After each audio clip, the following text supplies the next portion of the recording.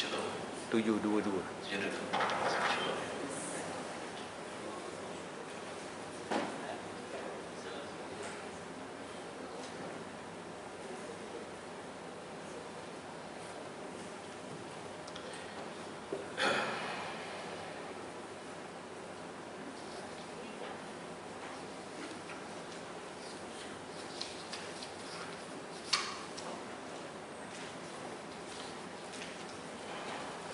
أعوذ بالله من الشيطان الرجيم. بسم الله الرحمن الرحيم.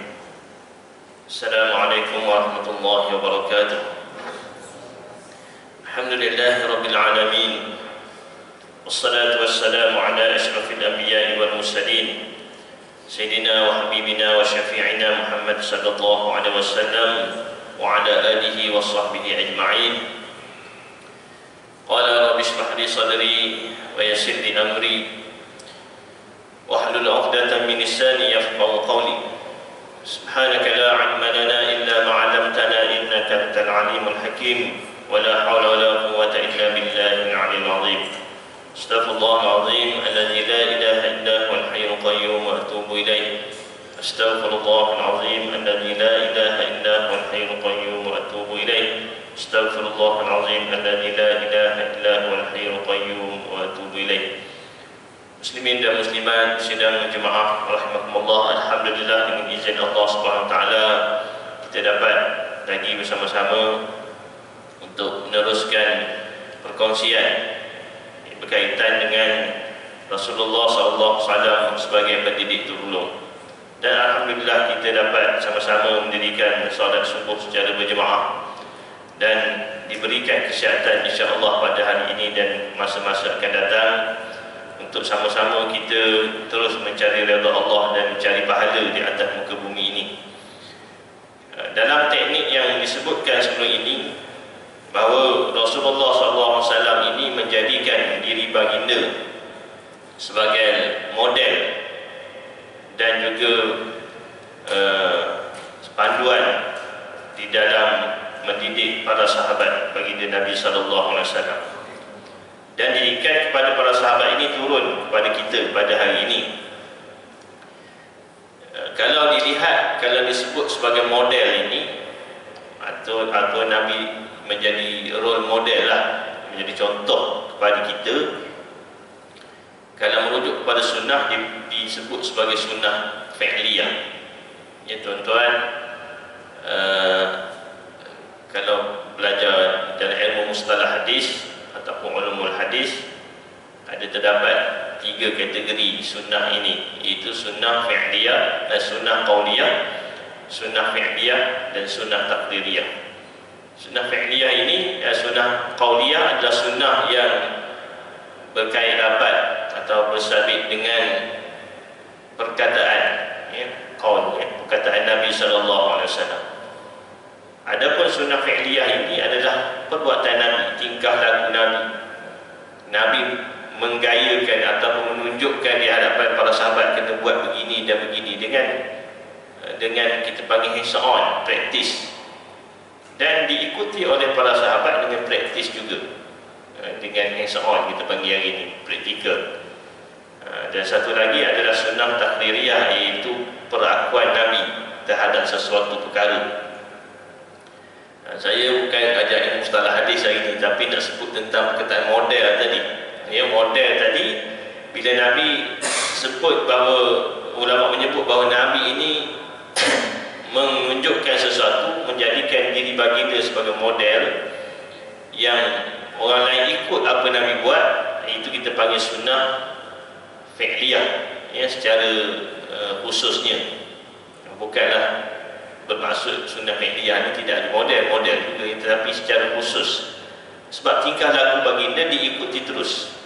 Sebagai contoh, dalam hadis yang belum saya bacakan, hadis berkaitan dengan wudu, an Amr bin Shu'aib an abihi an jaddihi radhiyallahu anhum, manna rajulan ata Nabi sallallahu alaihi wasallam faqala ya Rasulullah kaifa at-tahur, fada'a bima'in fi ina'in faghasala kaffayhi salasan thumma ghasala wajhahu salasan ثم غسل ذراعيه ثلاثا ثم مسح برأسه فأدخل إصبعيه السباحتين في أذنيه ومسح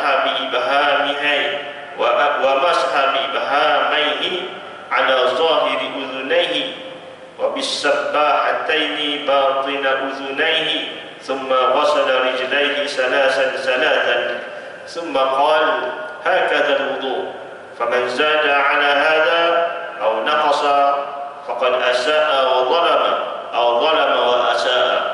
Rawahu Abi Dawud. Maksudnya diriwayatkan daripada Sayyidina Amr bin Syu'aib daripada bapanya dan daripada datuknya, sesungguhnya seorang lelaki datang menemui Nabi SAW lalu berkata, ya Rasulullah, bagaimana cara berwuduk? Ya, ni pada awal Islam ramai orang masuk Islam tak tahu berwuduk, ya, sebab dalam Quran sebut tentang wuduk ni, tapi macam mana nak buat praktisnya, ya. Quran ni kita kata buku panduan, tapi tak ada gambar. Tak ada gambar, tak ada apa. Dulu pula tak ada rakaman dan sebagainya. Macam mana nak tahu, macam mana nak lakonkan ataupun gayakan? Maka adalah di kalangan sahabat disebut sini seorang lelaki, dia tidak disebut nama, jumpa Rasulullah SAW, bagaimana cara berwuduk? Maka Rasulullah SAW meminta sebekas air dan membasuh kedua tangan baginda. Ya. Ini hands on ni. Kalau tuan-tuan baca dalam hadis, dia masih lagi sunnah dia adalah sunnah qauliyah, sebab hadisnya turutan perkataannya. Tetapi macam mana nak buat? Ada di kalangan sahabat yang praktis ini diriwayatkan secara praktis juga kepada tabi'in, kepada tabi'in dan juga kepada tabi'in. Maksudnya dibuat waktu tunjuk cara orang itu akan lakukan, akan praktis buat, kemudian generasi akan datang begitu juga dibuat secara hands-on, buat, ya, bukannya cakap saja.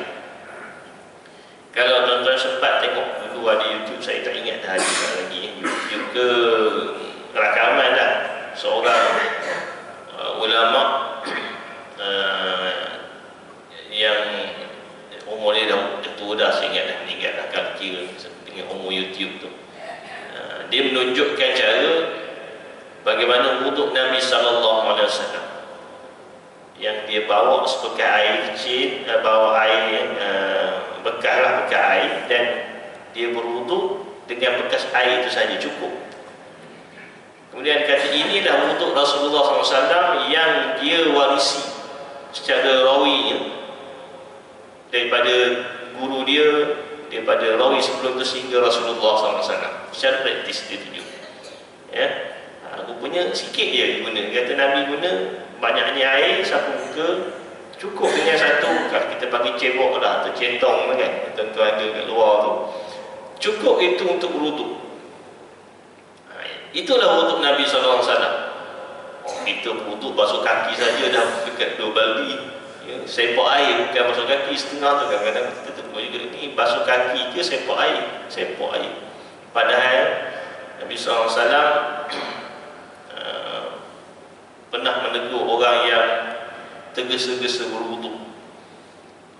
Wailul lil aqabi minan nar, kata Nabi, celakalah tumit-tumit ni kaki, aqab ni kaki yang terbasuh tu masuk tumit, sebab tak basuh, dia tak basuh sempurna. Celakalah tumit-tumit yang tidak sempurna wuduk itu daripada neraka. Maksudnya bila tak sempurna wuduk, tak sah solat. Tak sah solat, maka solat tak berlaku solat dah kalau tak solat. Ya, maksud tak solat hukumnya adalah azab neraka. Ya, jadi kena berhati-hati. Jadi Nabi ni nak tunjuk bahawa berwuduk ni tak payah banyak air. Maka Rasulullah meminta sebekas air dan membasuh kedua-dua tapak tangan baginda sebanyak 3 kali. basuh tapak tangan dulu. Yang ini sunat lah ya. Tapak tangan, bersihkan tangan. Kemudian baginda membasuh muka. Muka macam dalam ayat Quran, fawsilu wujuhakum, ya, basuhlah muka kami. Kemudian membasuh kedua tangan baginda hingga ke siku, kemudian menyapu kepala baginda dan memasukkan jari telunjuk ke dalam lubang cuping telinga. Ini sunat lah ya. Dan jari ibu di bahagian luarnya, maksudnya macam kita selalu buat begitulah ya. Dan menyapu belakang telinga dengan ibu jari. Belakang telinga ni disapu dengan ibu jari, macam tadi ya. Dan kemudian menyapu bahagian depan telinga dengan dua jari telunjuk. Selepas daripada itu baginda membasuh kedua-dua kaki sebanyak 3 kali. Ini wuduk yang kebanyakan kita buat ya. Cuma adalah kita ada tambahan basuh telinga tu, dia ada macam tu, kemudian ada yang pekat sikit ya. Itu pelbagai mazhab lah. Yang ditunjukkan oleh Syekh yang uzur tu dah agak tua tu adalah seperti mana wuduk yang digambarkan dalam hadis ini. Cuma bezanya sebab kita tak nampak penggunaan air. Bila Rasulullah, bila syarih yang seorang ditunjukkan oleh ulama itu, syekh itu, maka kita nampak penggunaan air itu sangat minimal ya. Kemudian baginda bersabda, inilah cara berwuduk. Maka sesiapa yang menambah atau mengurangkannya dari apa yang telah ditunjukkan oleh Nabi SAW, maka dia telah melakukan kesilapan dan kezaliman. Ya, kurangkan maksud perkara sunat tu sunat muakkad lah dipanggilnya. Kalau buat lebih baik. Tapi perkara wajib dalam wuduk, kalau tak lakukan maka tak sah wuduk. Ya. Jadi begitulah. Wuduk Nabi SAW ni Nabi tunjuk, jangan membazir, jangan tak basuh tempat yang sepatutnya dibasuh. Kita kalau boleh berwuduk ni, kalau tak boleh gaya Nabi menggunakan daun satu bekas air tu, satu cebok tu, kita tak mampu nak sama dengan Nabi. Tapi janganlah over sangat. 10 cebok, 3 cebok lebih okey lagi saya rasa ya. Sebab tempat kita banyak air berbanding dengan tanah Arab kurang air. Tapi bukan bermaksud banyak air kena membazir ya. Kita kena ikut apa diajarkan oleh Rasulullah SAW. Contoh yang lain, bagaimana Nabi praktis hands on, ajar umat baginda Nabi SAW, iaitu ketika solatnya pernah Rasulullah SAW menjadi imam dan baginda berada di atas mimbar agar solat baginda dapat dilihat oleh seluruh makmum. Nabi sembahyang atas mimbar bagi orang nampak. Yang mimbar tu tinggi lah, tapi bukan macam kita lah. Mimbar maksud tinggi yang boleh solat, tapi mimbar Nabi bukan yang besar macam kita ni. Yang kata mimbar Nabi ni ada tangga naik, ada mikrofon ke, ada tempat, tak ada. Dia tinggi sedikit, stand. Cuma mimbar tu dia kecil, Nabi tak boleh sujud lah atas mimbar tu. Jadi Nabi solat berdiri dan rukuk boleh di atas mimbar. Daripada Sahal bin Sa'ad As-Sa'idi radhiyallahu anhu, qala ra'aitu Rasulullah sallallahu alaihi wasallam qama 'ala al-mimbar fastaqbala al-qiblah wa kabbara wa qama an-nas khalfahu fa qara'a wa raka'a an-nas khalfahu thumma rafa'a ra'sahu thumma raja'a al-qahqari fazajada 'ala al-ard ثم عاد إلى المنبر ثم قرأ ثم ركع ثم رفع رأسه ثم رفع القهقري حتى سجد بالأرض فلما فرغ أقبل على الناس فقال أيها الناس إنما صنعت هذا لتأتموا بي ولتعلموا صلاتي أو كما قال صدق رسول الله صلى الله عليه وسلم. Daripada Sayyidina Sahal bin Sa'ad As-Sa'idi katanya, Aku melihat Rasulullah SAW berdiri di atas mimbar. Nak solat tapi Nabi berdiri di atas mimbar. Nak bagi orang nampak Nabi jadi imam. Lalu baginda menghadap ke arah kiblat dan mengangkat takbiratul ihram. Dan para makmum telah berdiri di belakang baginda. Ya, ada ruanglah sedikit, jangan bukan depan betul sehingga Nabi tak boleh turun dari mimbar, ya, maksudnya belakang sikitlah. Tapi Nabi diri solat atas mimbar sekali, menghadap kiblat lah, bukan menghadap jemaah kan, sebab solat ya. Nabi berdiri dan takbiratul atas mimbar, dan baginda membaca Al-Quran, baca Fatihah, baca surah, kemudian rukuk, dan para makmum duduk rukuk. Kemudian baginda mengangkat kepala, tidak, maksudnya selepas itu baginda mengundur perlahan-lahan ke belakang bagi memastikan tidak berpaling dari arah kiblat. Maksudnya Nabi lepas rukuk, iktidal, dan Nabi undur belakang. Sebab apa undur belakang? Sebab dikatakan bahawa satu ruang untuk mimbar itu tak sesuai untuk sujud, mungkin bukan luas lah, ya. Jadi baginda undur ke belakang dan sujud di tempat biasa sujud. Dan Nabi undur perlahan-lahan. Bukan satu sebab mengundur kan, jalan mengundur memang lebih perlahan. Yang kedua, menjaga tertib solat. Kalau kita dalam mazhab Syafi'i, pergerakan yang jelas, ya, yang kita panggil pergerakan kecil, pergerakan yang besar, kena 2 kali saja, 2 kali, 1, 2, betul, stop dulu, ya. 1, 2, jangan terus banyak, ya. Kalau bukan mazhab Syafi'i, dia kasar sikit gerakan dia, banyak-banyak, selagi mana dia uruf, dia tu ada ijtihad mazhab masing-masing dan melihat kepada uruf setempat. Tapi yang nak diceritakan di sini, baginda undur ke belakang bagi memastikan tidak berpaling kiblat, lalu sujud di atas tanah. Selepas itu baginda kembali semula ke atas mimbar dan mengulangi perbuatan yang telah dilakukan pada rakaat pertama, iaitu membaca Quran, rukuk, iktidal, dan bila nak sujud undur balik ke mimbar, turun dari mimbar balik dan sujud. Jadi Nabi ulang, kalau 4 rakaat solat tu begitulah, turun. Boleh solat begitu, Nabi buat boleh. Tujuan untuk mengajar. Pada waktu itu tidak ada rakaman dan Nabi buat terus hands on, orang boleh tengok. Dan beginilah baginda mengulangi perbuatannya sebanyak 3 kali. 3 kali, mungkin solat maghrib itu 3 rakaat, ya, tidak disebut dalam buku inilah solat. Setelah solat, baginda menghadap kepada makmum lalu bersabda, wahai sekalian manusia, ayuhan nas, sesungguhnya aku lakukan begini agar kamu dapat mengikutiku dan mempelajari solatku. Ya, Nabi tunjuk terus, ya, bukannya solat macam kita kan kata tak apalah ajar budak-budak kan cara solat begini-begini, itu tak salah sebenarnya. Tapi sekarang ni solat betul pun Nabi tunjuk juga, tunjuk. Ini solat yang betul, ikutlah macam aku buat. Ya.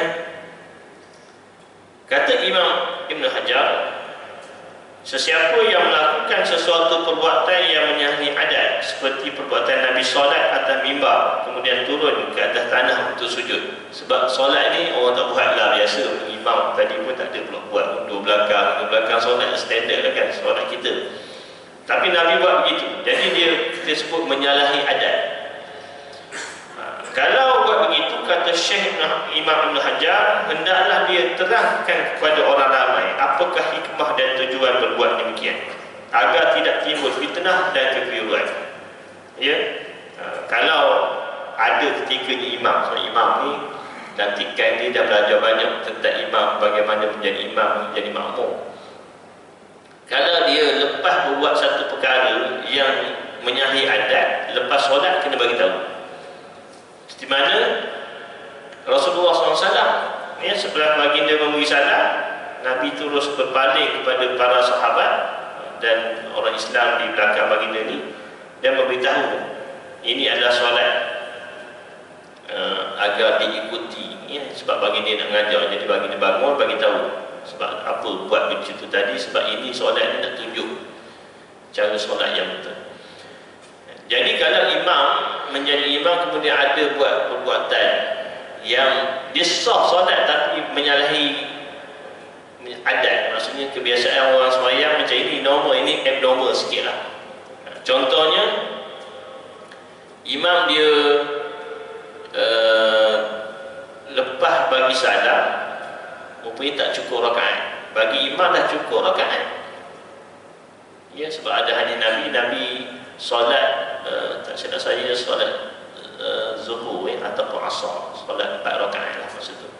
Selepas Nabi bagi salam, Nabi terdiam, Nabi bangun dan terdiam sekejap dalam keadaan muka Nabi merah, maksudnya dia baginda marah pada syaitan lah sebenarnya yang telah mengganggu konsentrasi jadi imam sampai tak ingat rakaat itu apa.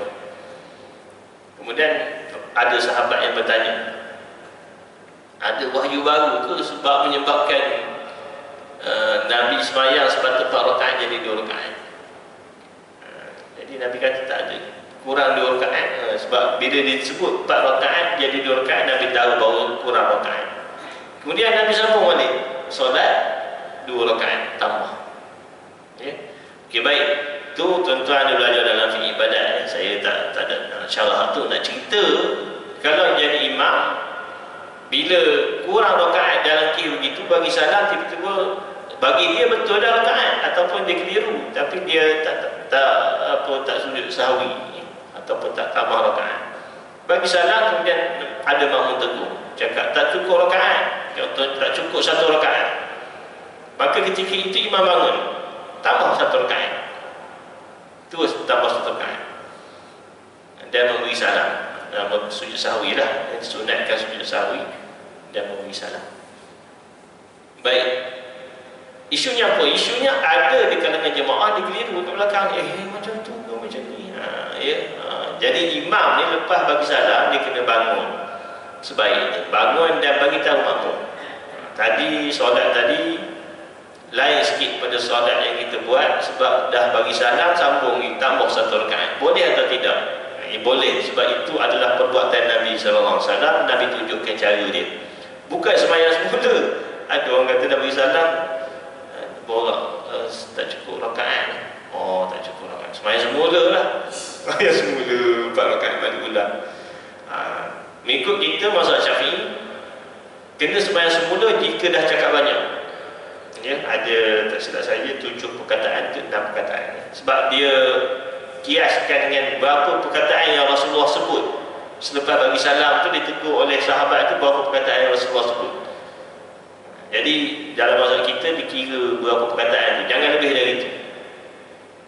Dah bawa siap tanya khabar semua tiba-tiba tu kurang rakaat lah tadi, tu tak boleh lah, itu ke solat semula lah, ya, solat semula. Kalau maksudnya tak bercakap banyak, ya. Sebab tu lepas bagi salam, kalau kita tahu imam tu kurang, mungkinlah dalam solat kita tegur pun dia tak dengar ke ataupun ignore je. Jadi lepas solat kita cakap imam tak cukup 1 rakaat, jangan cakap banyak pula, tu beritahu imam dah dengar tu, terus sambung, ya, sambung 1 rakaat tambah 1 rakaat, ya, begitu.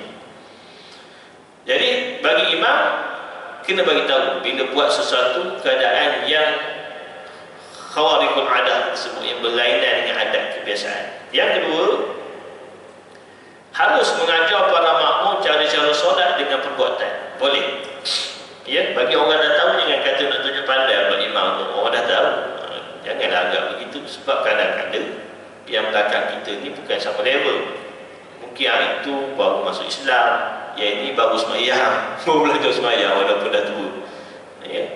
Itu budak-budak. Jadi bila imam menunjukkan cara mengajar para makmum solat, maka kita kena dengar, terutama solat yang jarang dengar, jarang kita buat, kan. Walaupun ada orang dah tahu, contohnya solat sunat gerhana, ya. Tuan-tuan kalau biasa buat solat sunat gerhana kan lain. Jadi imam tunjuk ajar dulu, Dan sebaiknya jangan tunjuk ajar cakap saja dengan perbuatan. Ya, kalau sembahyang hari raya tu okeylah, sembahyang hari raya tu tak lepas takbiratul ihram, takbir 7 kali. Kita cakap Allahu Akbar, kita angkat tangan tunjuk Allahu Akbar dan baca tasbih kan. 7 rakaat pertama, 7 takbir dan 6 tasbih, rakaat kedua 5 takbir dan 4 tasbih ya. Itu kita tunjuk, itu sunat lah. Kalau tertinggal jangan pula kata tak sah, itu sunat dia buat takbir. Dan sunat gerhana dia lain kan, rokok 2 kali betul tak? Bangun, tidak rokok sekali dia, betul. Tak pernah buat ya. Jadi imam kena tunjuk. Kadang-kadang kita confuse, betul ke macam ni? Rokok ini tidak ke? Saya rasa begitu ya, saya pun tak lama tak buat. Gerhana selalu, gerhana bulan dah, tak ya. Satu lagi sembahyang istisqa. Solat istisqa ni solatnya sama je saya rasa. Yang bezanya adalah waktu khutbah khutbah. Dan tempat solat pun berlainan, bukan di biasa, sebaik-baiknya di padang di tanah lapang. Baiklah. Jadi imam kita tunjukkan kalau ada perbezaan daripada solat biasa. Kemudian harus melakukan perbuatan yang sedikit semasa solat. Begitu juga jika banyak, dengan syarat diasing-asingkan 2 kali sahaja dan bukan 3 kali serentak menurut mazhab kita, mazhab Syafi'i. Yang penterjemahnya bukan mazhab Syafi'i. Ya, maksudnya dia undur, Nabi undur tu adalah pergerakan yang kita panggil pergerakan besar lah, pergerakan yang besar, yang banyak. Maka hendaklah dua gerak, berhenti sekejap, 2 kali gerak, berhenti sekejap. Kalau perbuatan yang sedikit boleh buat, tidak dikhususkan kepada pergerakan 3 lah, pergerakan 2 kali itu. Yang macam contohnya garu kecil tu, tak apa, banyak sikit. Tapi jangan sepanjang solat tu garu je, ada kurak tu kata, garu semua nyamuk. Tahan sikit ya, namun pun solat. Kemudian disunatkan kepada khatib menggunakan mimbar kerana mudah dilihat perbuatannya dan didengar segala percakapannya. Ya, disunatkan bagi khatib ini guna mimbar. Supaya hari inilah ya, asasnya mimbar pada zaman Nabi digunakan. Adakah sebelum zaman Nabi tak ada mimbar? Ada. Jangan kata tak ada pula zaman Nabi yang cerita mimbar. Tidak. Tempat bercakap ni ada. Cuma bila Nabi telah membawa risalah dan ada waktu solat dan ada khutbah, maka mimbar itu digunakan di dalam masjid ya. Dan sunat bagi kita ni, bagi nak menyampaikan sesuatu, ada mimbar ataupun ada tempat khas ya. Sama ada sekarang kuliah tak buat ada mimbar lah, macam khutbah pula kan, duduk sini lah. Kalau ada kuliah buat atas mimbar tak ada masalah, macam speech dia buat, boleh juga. Cuma tempat kita ni dia jadi gharib, kita panggil kan, dia jadi asing. Bila ceramah tu duduk atas mimbar mengajar, orang lain datang, ada khutbah apa pula ini? Sebab khutbah je diguna mimbar kan. Ada guna tujuan lain tak selain daripada khutbah? Masjid ada surah? Tak ada kan, setakat saya tahu khutbah je. Tapi kalau kita pergi tempat lain, kadang-kadang mimbar dia digunakan untuk tujuan mengajar dan sebagainya. Baik. Teknik yang seterusnya, teknik kedua dalam buku ini, Nabi ini mengajar secara beransur-ansur. Lagi 10 minit. Rasulullah SAW cukup menitik beratkan konsep beransur-ansur di dalam memberi pengajaran, mengajar para sahabat. Bukannya nak bagi cepat pandai ya, nak bagi tahu banyak sekali. Tidak, Nabi akan ajar beransur-ansur.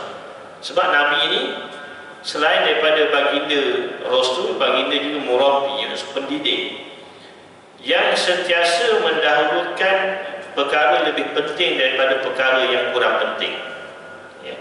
Penting semua, tetapi yang lebih penting dahulu Nabi ajar, dan ajar satu persatu ya, sehingga pandai, dan barulah ajar yang lain.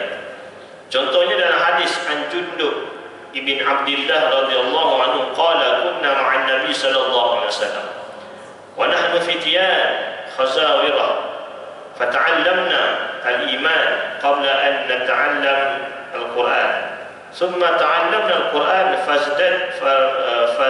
fazdadna bihi imana. Rawahu Ibn Majah. Artinya daripada Sayyidina Jundub bin Abdillah radhiyallahu anhu, beliau berkata, kami bersama-sama datang jumpa Nabi SAW, ya, dan umur kami ketika itu hampir balik. Baginda mengajarkan kepada kami perkara yang berkaitan dengan keimanan sebelum mengajar Al-Quran. Selepas itu barulah kami belajar Al-Quran dan iman kami bertambah dengannya, ya. Sayyidina Jundub bin Abdullah ini, dia dengan kawan-kawan dia belajar dengan Nabi SAW. Belajar ketika itu belum balik lagi, masuk kanak-kanak, ya. Jadi kalau tanya siapa kanak-kanak pada zaman Rasulullah SAW, antaranya adalah Jundub bin Abdullah.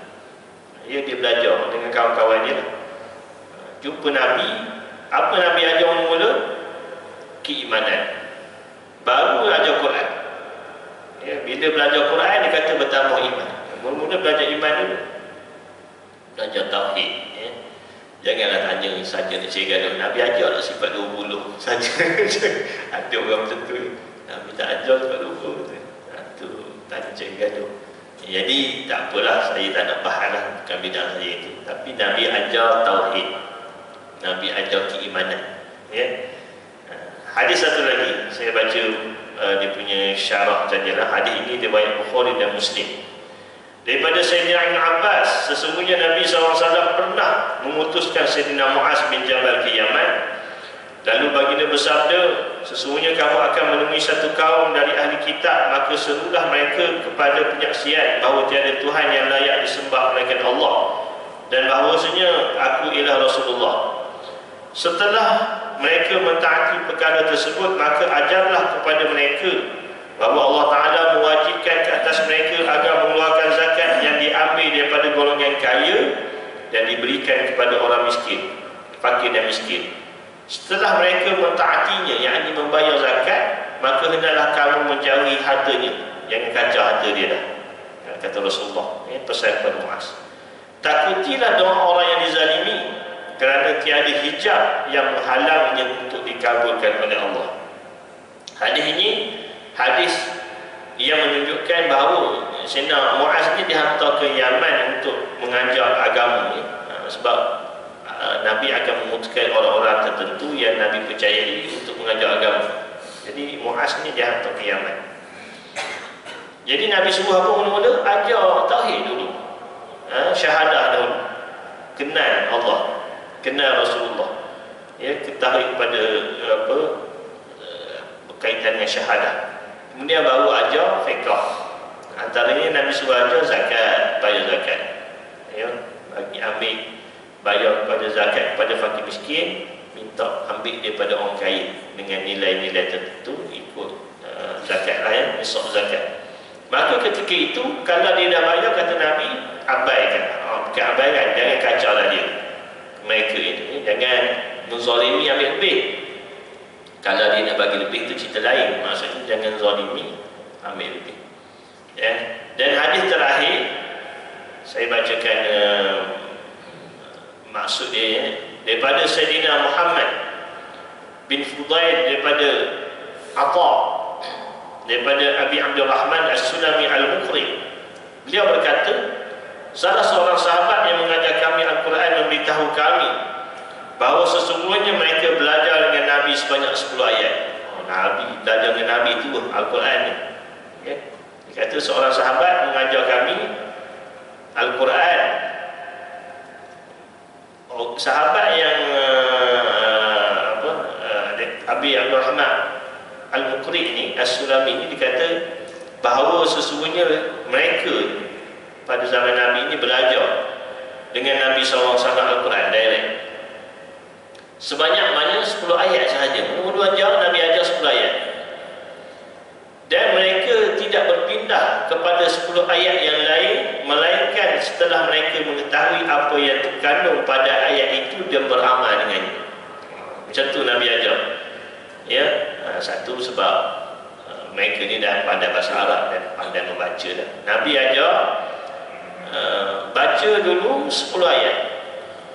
Sebab orang yang meriwayatkan ini, Abi Abdul Rahman As-Sulami ini adalah salah seorang daripada yang Nabi ajar. Dia cerita, kami dulu diajar 10 ayat. Lepas belajar 10 ayat, tak berpindah pada ayat lain, sehingga kami ini mengetahui isi dia. 10 ayat tak apa isi dia, dan beramal dengannya. Amal pula, dan buat faham, dah amal, baru Nabi gerak 10 ayat pula. Macam tu. Ya. Apa panduan daripada hadis ni? Nak tunjukkan beransur-ansur tadi. Nabi ajar beransur-ansur, bukan sekaligus. Ya, satu surah banyak sekali kita sekarang amal, ya. Tidak. Nabi ajar umat kita ni beransur-ansur. Dan hadis terakhir, ingat terakhir tadi ada sikit ni. Daripada Sayyidina Ibn Mas'ud radhiyallahu anhuma, beliau berkata, adalah salah seorang daripada kami apabila mempelajari 10 ayat, dia tidak akan berpindah kepada ayat yang lain, melainkan setelah ia mengetahui makna yang terkandung padanya dan beramal dengan ayat tersebut. Ya. Hadis yang sama maksudnya, cuma orang yang lain. Yang tadi daripada Abdul Rahman As-Sulami, yang ini daripada Abdullah bin Mas'ud radhiyallahu anhu, yang menyebut perkara yang sama. Mereka belajar daripada Rasulullah SAW ayat Quran 10. Yang macam tu. Jadi setakat ini dapat saya kongsikan dengan muslimin dan muslimat, tuan-tuan dan puan sekalian. Alhamdulillah, semoga bacaan hadis Nabi SAW ini berkaitan dengan sifat Nabi sebagai seorang pendidik terulung, menjadi contoh teladan kepada kita semua, kepada saya dan tuan-tuan, dalam mendidik anak-anak kita, cucu-cucu kita, kaum-kaum atau umat Islam di kawasan-kawasan kita. Kadang-kadang ada orang yang baca hadis banyak, tapi bila cakap tak baca hadis pun, termasuk saya lah kot. Ya. Jadi kita ni baca dan cuba adapt dan buat sebenarnya. Ya. Tak dapat buat semua, buat sikit-sikit pun alhamdulillah. Semoga gitu. Ada orang kata baca mudah buat payah. Ya, baca mudah memang buat payah. Tak percaya cuba sabar, orang kata. Ya, sabar semudah dicakap tapi payah diamalkan. Wallahu ta'ala a'la wa a'lam. A'udzubillahi minasyaitonir rajim. Bismillahirrahmanirrahim. Alhamdulillahirabbil alamin wassalatu wassalamu ala asyrafil anbiya'i wal mursalin wa ala alihi wa sahbihi ajma'in. Allahumma faqihna fid din wa 'allimna ta'wil wa hdina siratal mustaqim. Allahumma arina al-haqqa haqqan warzuqna ittiba'ah wa arina al-batila batilan warzuqna ijtinabah. Allahumma faqihna fid din wa 'allimna ta'wil wa hdina siratal mustaqim. Allahumma inna nas'aluka ridhaka bil jannah wa na'udzu bika min sakhatika wan nar. Allahumma innaka 'afuwwun karim tuhibbul 'afwa fa'fu 'anna wa 'an walidina wa 'an jami'il mu'minina wal mu'minat wal muslimina wal muslimat bi rahmatika ya arhamar rahimin. Allahumma inna nas'aluka 'ilman nafi'a wa rizqan wasi'a wa 'amalan mutaqabbala. ربنا آتنا في الدنيا حسنة وفي الآخرة حسنة وقنا عذاب النار. صلى الله على سيدنا محمد وعلى آله وصحبه أجمعين. والحمد لله رب العالمين. تقبل الله منكم. جزاكم الله خيرا كثيرا. السلام عليكم ورحمة الله وبركاته.